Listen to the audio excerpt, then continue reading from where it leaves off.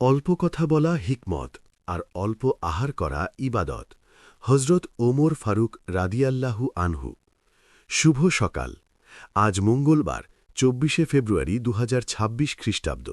বছর পরিক্রমায় আজ বছরের ৫৫তম দিন। বাংলা তারিখ অনুযায়ী আজ ১১ই ফাল্গুন ১৪৩২ বঙ্গাব্দ এবং হিজরি ৬ই রমজান ১৪৪৭। ফাগুনের এই রক্তিম সূর্যোদয় আপনার জীবনে বয়ে আনুক এক মুঠো দক্ষিণা বাতাস।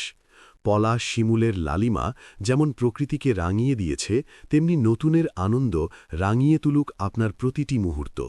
বসন্তের এই স্নিগ্ধ স্পর্শে পূর্ণ হোক আপনার মনের সকল চাওয়া।